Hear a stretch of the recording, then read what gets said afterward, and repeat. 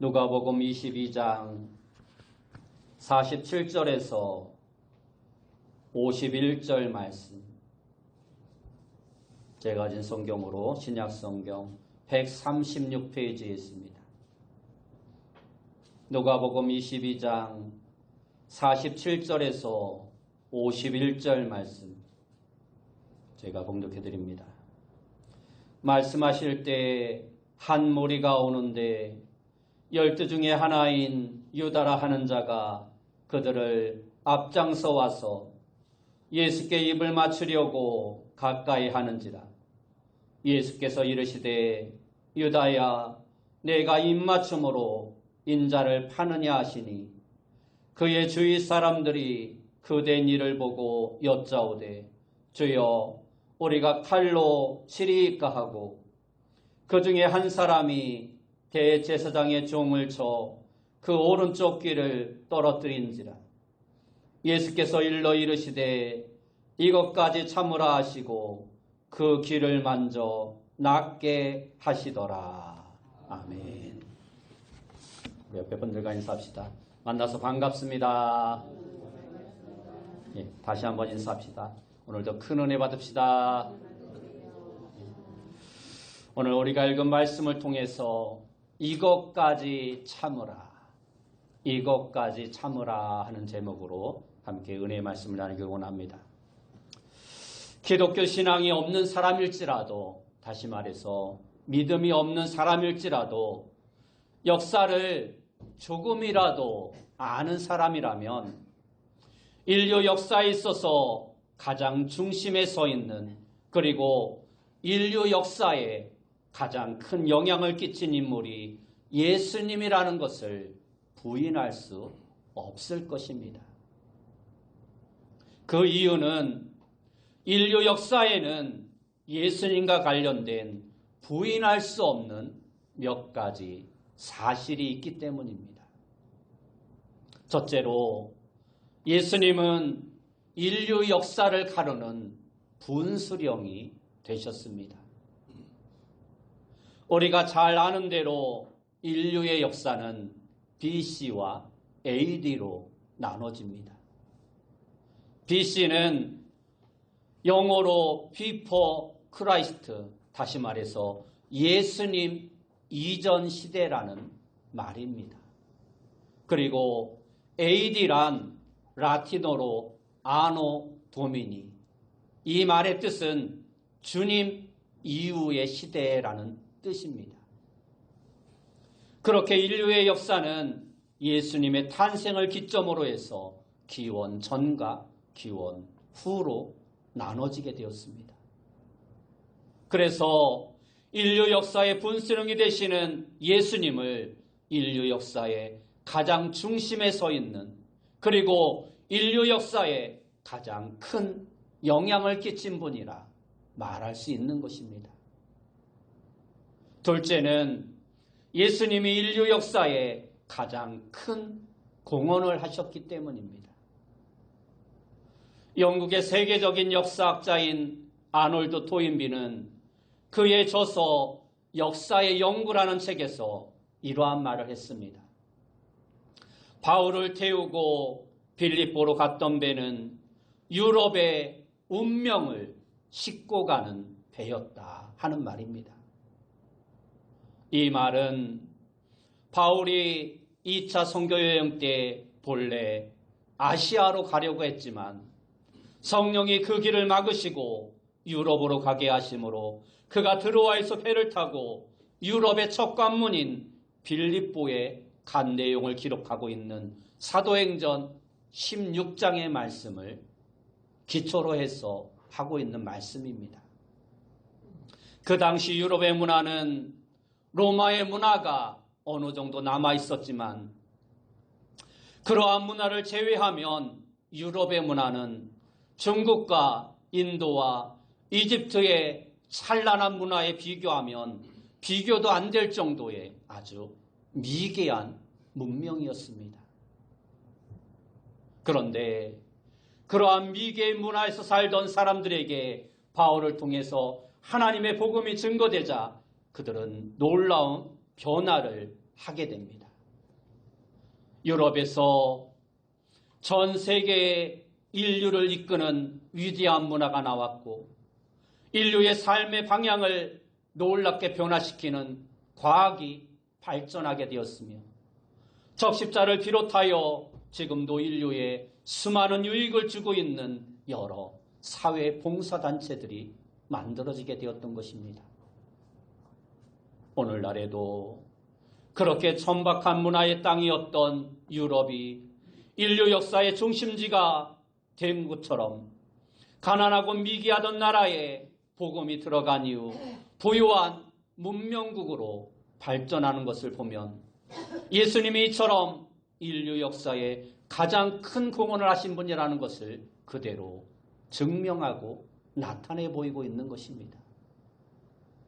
셋째는 예수님이 인류 역사상 가장 많은 사람이 따르고 있는 스승이기 때문입니다.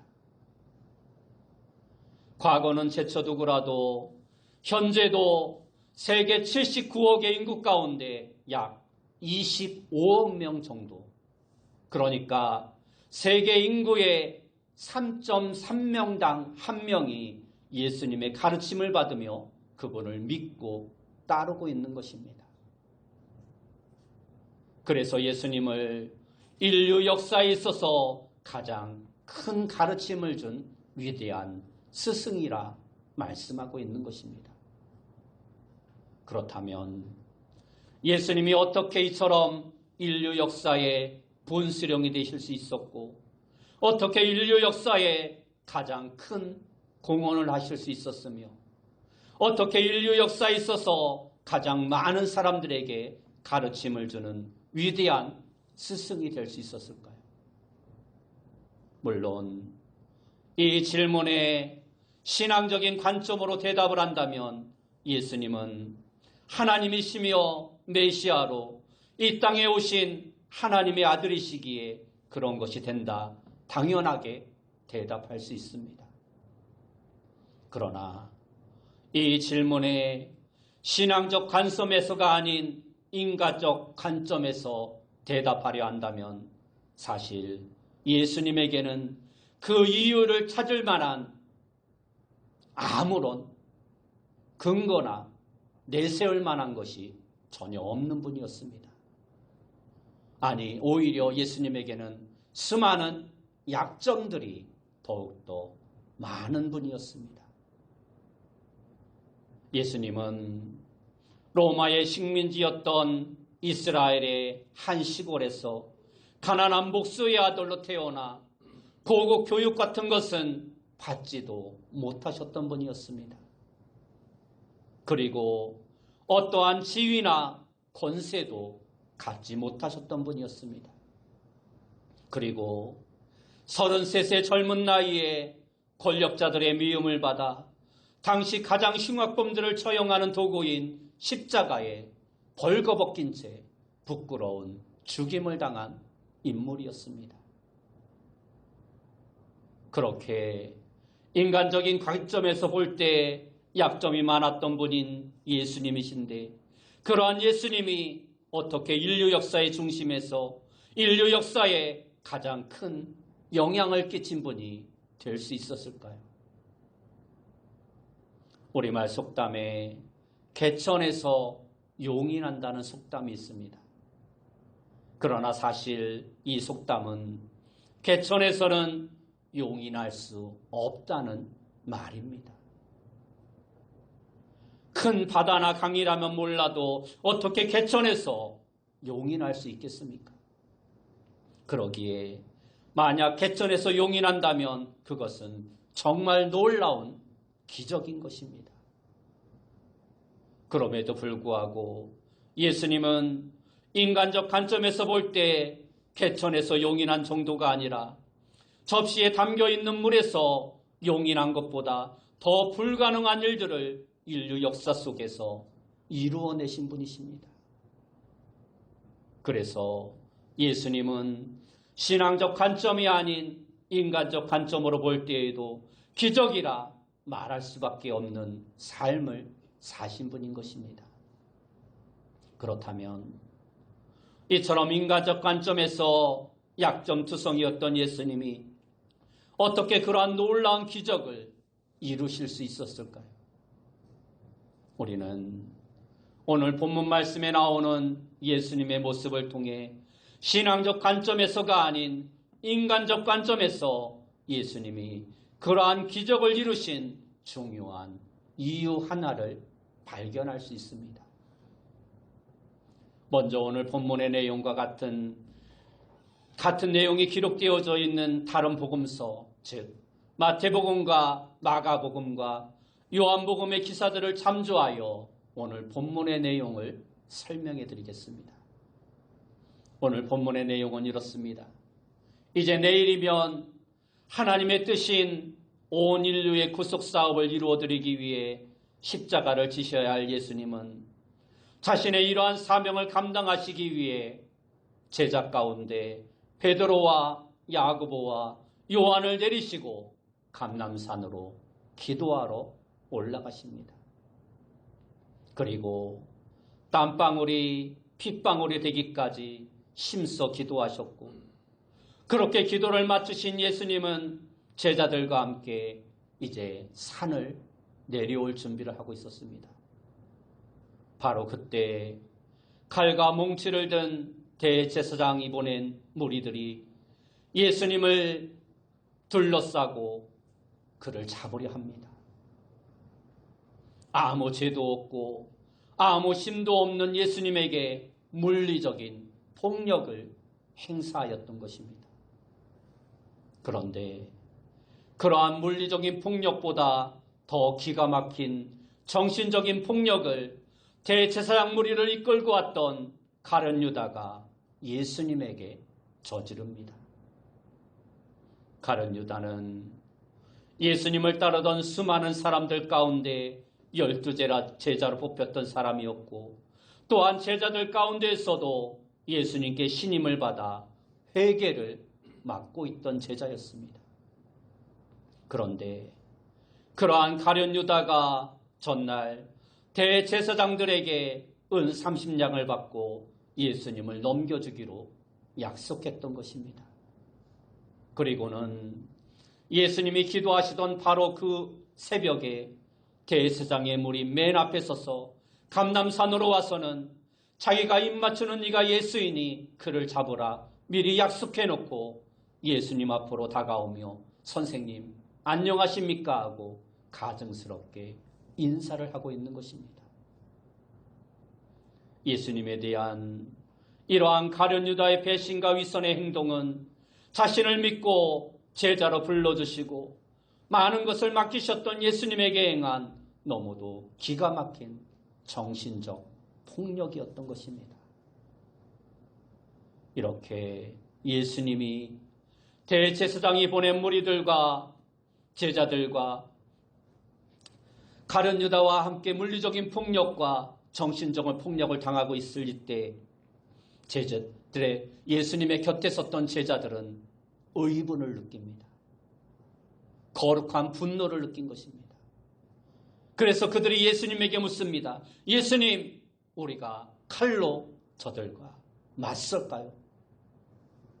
이렇게 묻고 있을 때 성미가 급한 베드로는 예수님의 답변을 기다리기도 전에 먼저 자신이 가지고 있던 칼을 뽑아 예수님의 몸에 손을 대고 있던 말고라는 사람을 내려칩니다.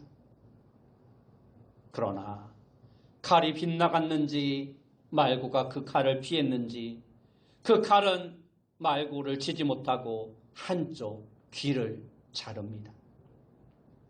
오늘 본문은 귀를 떨어뜨린지라 하고 말씀하고 있지만 같은 내용을 기록하고 있는 다른 복음서에는 귀를 잘랐다, 귀를 베었다라고 말씀하고 있습니다. 여하튼 그렇게 말고의 귀가 잘려졌는데 그때 예수님은 말고의 귀를 다시 붙여주시면서 베드로에게 이렇게 말씀하십니다. 오늘 본문 51절 말씀에 보면 예수께서 일러 이르시되 이것까지 참으라 하시고 그 귀를 만져 낫게 하시더라 하고 말씀하고 있습니다. 이것까지 참으라. 오늘 본문인 누가복음은 이렇게 치료의 장면만 나오지만 같은 내용을 다루고 있는 마태복음 26장 52절 말씀에 보면 내 칼을 도로 칼집에 꽂으라. 칼을 가지는 자는 다 칼로 망하느니라 말씀하신 것까지 기록하고 있습니다. 이상이 본문의 내용인데 이 내용 속에서 우리는 먼저 잘려진 말고의 길을 다시 붙여주신 예수님이 행하신 치료의 기적을 볼 수 있습니다. 그런데 그 기적을 보는 것과 함께 우리는 앞에서 말씀드린 인간적 관점에서 약점이 많았던 예수님이 기적이라고 할 수밖에 없는 인류 역사의 분수령이 되실 수 있었던, 그리고 가장 큰 공헌자가 되실 수 있었던, 그리고 또한 가장 위대한 스승이 되실 수 있었던 중요한 이유 하나를 발견할 수 있는 것입니다. 그래서 저는 오늘 본문에서 예수님이 행하신 말고의 길을 붙여주신 기적을 살펴보는 것 대신 인류 역사를 바꿔놓기에 너무도 열악한 상황 속에서도 예수님이 그처럼 인류 역사를 바꿔놓은 기적의 역사를 이루신 그 이유에 대해서 함께 말씀을 나누길 원하는 것입니다. 왜냐하면 이 내용을 바로 알아야 예수님처럼 우리도 삶의 자리에서 역사를 변화시키는 위대한 인물이 될 수 있기 때문입니다. 그러하면 예수님이 어떻게 인류 역사를 바꿔놓는 기적을 이루실 수 있었을까요? 여러 가지를 말씀할 수 있겠지만 오늘 본문에서 그 내용을 찾는다면 그 내용은 첫째, 폭력에 폭력으로 대응하지 않으셨다라는 것입니다. 그렇습니다. 자신은 폭력을 당하시면서도 참으시면서 그 폭력에 폭력으로 대응하지 않으신 것이 예수님이 인류 역사를 바꿔놓은 기적을 이룬 중요한 이유 가운데 하나였던 것입니다. 만약 그때 예수님이 그 폭력에 참지 않으시고 같이 폭력으로 대응하셨다면 어떻게 되었을까요? 그 자리는 싸움의 자리로 끝났을 것이고 예수님은 그처럼 인류 역사를 바꿔놓지 못하셨을 것입니다. 그렇게 예수님은 폭력에 참으시면서 폭력으로 대응하지 아니하심으로 인류 역사를 바꾸실 수 있었던 것입니다. 그렇다면 예수님이 이처럼 폭력에 폭력으로 대응하지 않으실 수 있었던, 그리고 그 폭력 앞에서 도저히 참을 수 없는 그 폭력 앞에서 참을 수 있었던 이유는 무엇일까요? 첫째로 예수님은 하나님의 뜻을 따라 사셨기 때문입니다. 앞에서도 말씀드렸지만 본문과 같은 내용이 기록되어 있는 마태복음 26장 말씀에 보면 거기에는 예수님이 칼로 말구의 귀를 자른 베드로에게 하신 말씀이 구체적으로 기록되어 있습니다. 마태복음 26장 52절에서 54절 말씀에 보면 이에 예수께서 이르시되 내 칼을 도로 칼집에 꽂으라. 칼을 가지는 자는 다 칼로 망하느니라. 너는 내가 내 아버지께 구하여 지금 12군단 더 되는 천사를 보내시게 할 수 없는 줄로 아느냐. 내가 만일 그렇게 하면 이런 일이 있으리라 한 성경이 어떻게 이루어지겠느냐 하시더라 하고 말씀하고 있습니다. 말씀에 나오는 그대로 예수님은 성경을 통해 예언하신 하나님의 뜻을 이루어드리기 위해 그때 그 폭력에 대응할 능력과 충분한 권세를 가지고 있음에도 불구하고 그 폭력에 참으시고 아무 대응도 안 하셨던 것입니다. 사람들은 크게 둘로 나눌 수 있습니다. 하나는 자기 뜻대로 사는 사람이고 다른 하나는 하나님의 뜻을 따라 사는 사람입니다. 이 두 종류의 사람은 동기와 수단과 목적이 전혀 다릅니다. 우선 삶의 동기에 있어서 자기 뜻을 따라 사는 사람은 자기 영광이 삶의 동기입니다. 그래서 언제나 모든 일에 자기 중심에 두고 자기 영광을 위한 삶을 살아갈 뿐입니다. 그러나 하나님의 뜻을 따라 사는 사람은 하나님의 영광이 그의 삶의 동기입니다. 그래서 언제나 모든 일에 하나님을 중심에 두고 하나님의 영광을 위한 삶을 살아가는 것입니다. 또한 삶의 수단에 있어서도 자기의 뜻을 따라 사는 사람은 인간적인 수단이 중요하게 여겨집니다. 그래서 자기에게 있는 지식이나 힘과 능력을 소중하게 여기며 그것으로 인생을 살아갑니다. 그러나 하나님의 뜻을 따라 사는 사람은 삶의 수단이 하나님의 말씀입니다. 그래서 말씀이 요구하는 대로 행하고 말씀이 잘못되었다고 하면 삶의 내용과 방향을 말씀대로 수정하는 것입니다. 그리고 또한 삶의 목적에 있어서도 자기의 뜻을 따른 사람은 자기가 원하는 것을 삶의 목적으로 삼며 살아갑니다. 그러나 하나님의 뜻대로 사는 사람은 자기 목적대로 살지 않습니다.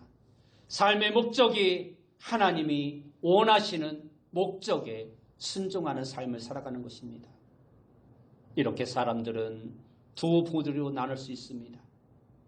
그러면 이러한 사람들 가운데 누가 역사의 주인공이 될 수 있을까요? 그것은 말하나 마나 하나님의 뜻을 따라 사는 사람입니다. 그 이유는 하나님이 바로 역사의 주관자이시기 때문입니다. 그러기에 하나님의 뜻을 따라 사는 사람이 과거에도 역사의 주인공이 되었고 현재도 역사의 주인공이 되고 있으며 미래에도 역사의 주인공이 될 것입니다. 예수님이 바로 그러한 삶의 모습을 우리에게 보여주신 분이십니다. 예수님은 폭력에 얼마든지 대응할 수 있는 권세와 능력과 모든 것을 가지고 계신 분이셨습니다. 그럼에도 불구하고 하나님의 뜻을 이루어드리기 위해 참으셨고 기꺼이 폭력에 당해주셨습니다.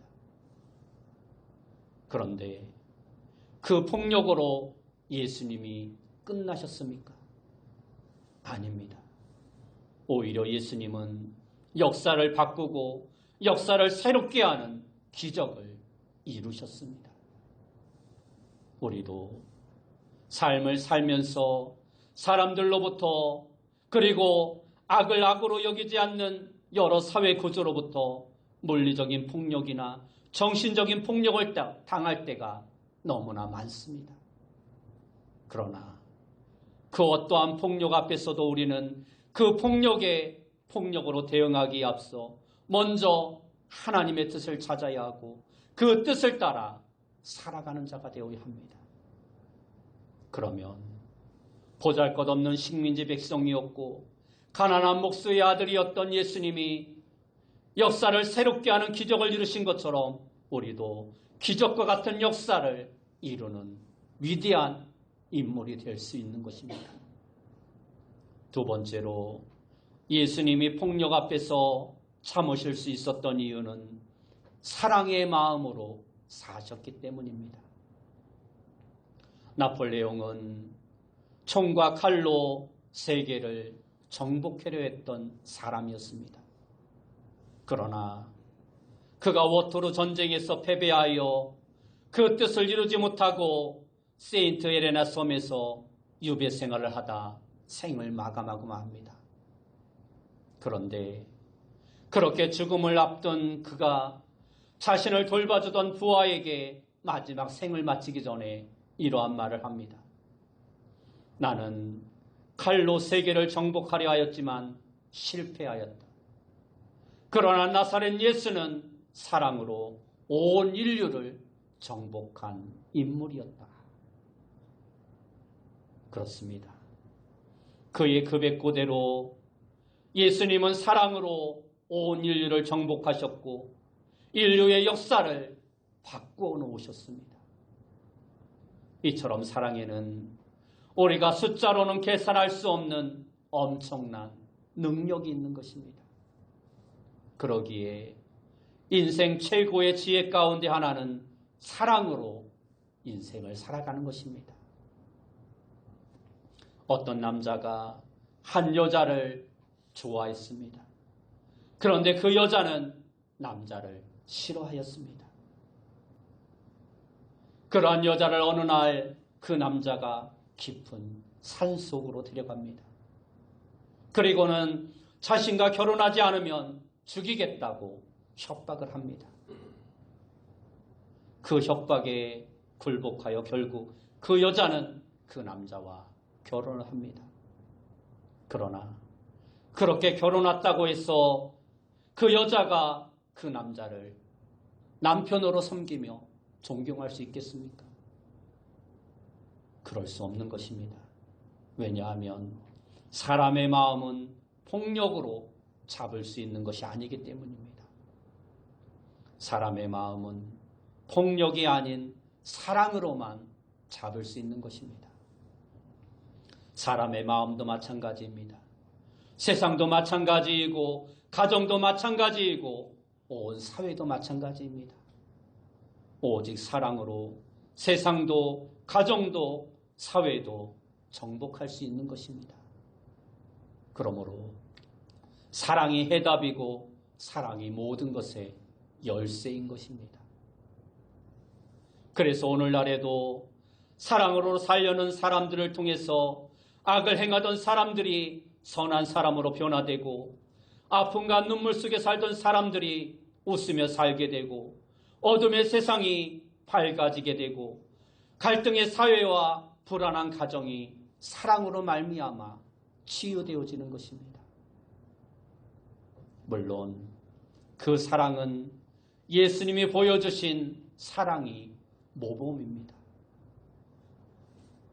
예수님은 폭력 앞에서 참으시며 폭력으로 대응하지 않으시고 대신 사랑으로 대하셨습니다.